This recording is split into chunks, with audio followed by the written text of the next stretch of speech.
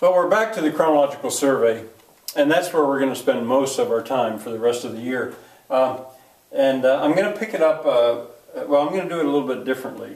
This is now, this would be the 18th section of your notes, page 18 point something. There was the prehistoric period, the classical period, the Dark Ages, the Middle Ages, and the Renaissance, and now we come to the 17th century, but I've decided this year I'm going to separate it because the beginning of the 17th century, at least in Europe, was quite different from the end. So I'm going to say the first half of the 17th century. And by 17th century, that means the 1600s. It's very confusing. I would test my students and say, give me a year, any year in the 17th century, to try to train them to think that's the 1600s. Well, with each one of the periods now, I think from here on, I'm going to deal with some history, some characteristics, and then some classics, which is ultimately what this class is about. History. Well,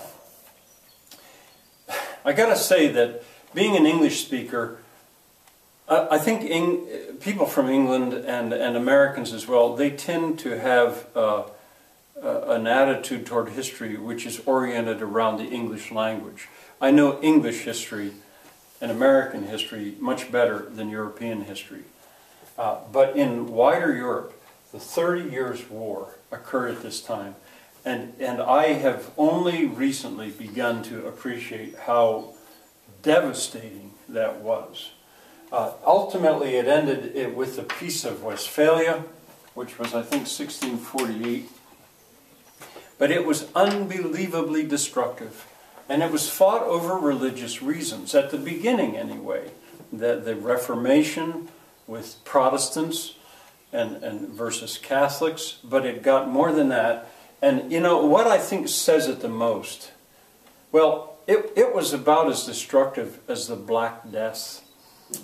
So many people died, and Germany was the modern day Germany was just devastated by it. I had once heard that Germany was effectively set back 200 years in its development because of the 30 Years' War. It's one of those things, I will learn more about it later than I know already, but I wish I knew more. This movie, The Last Valley, I think it was 1971, takes place during that time, but it takes place in a valley in Austria or Switzerland, which was the reason I was drawn to it, my love of the Alps and mountains in general.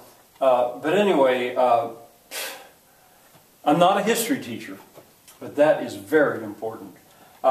In England, King James I came to the throne. This was after Elizabeth I. He was from Scotland. He was Protestant. And in England, during this time, we have the English Civil War, fought over religious reasons. Ultimately, King James's son was beheaded, and I'll speak more about this tomorrow, not today. But it occurred during this time. Also during this time, the American colonies started. They were first settled. Examples are Massachusetts and Virginia, settled by very different kind of people. Massachusetts was settled by Puritans, and I'll say a little bit more about that directly. And Virginia was settled by more Elizabethan types. Massachusetts for religious reasons, Virginia for profit, to grow tobacco.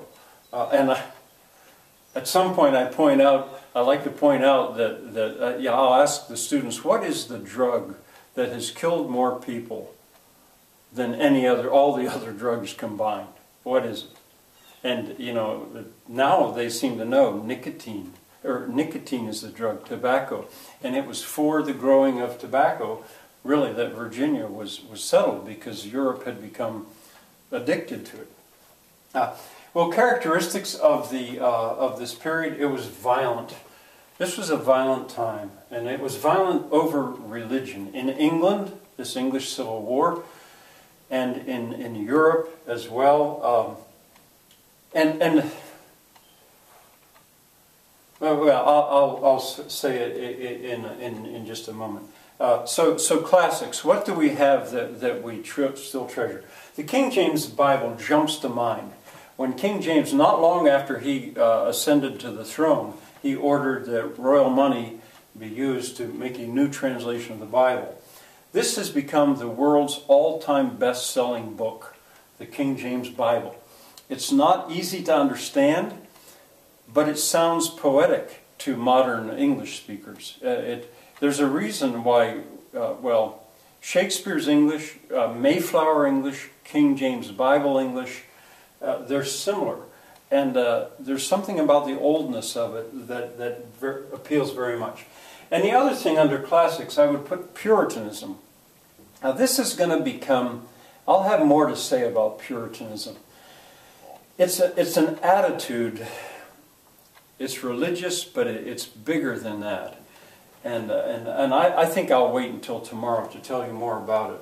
But I do want to say that the United States got a real big dose of Puritanism. Americans tend to be puritanical. There might be two ends there. And as I said, I will tell you at this point that history can be looked at as being a period of enormous swings from one extreme to another extreme. And here we have one.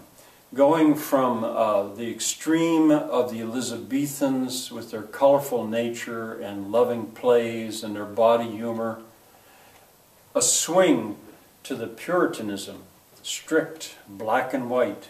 And I'll tell you more about that tomorrow. That should be enough for today. See you tomorrow.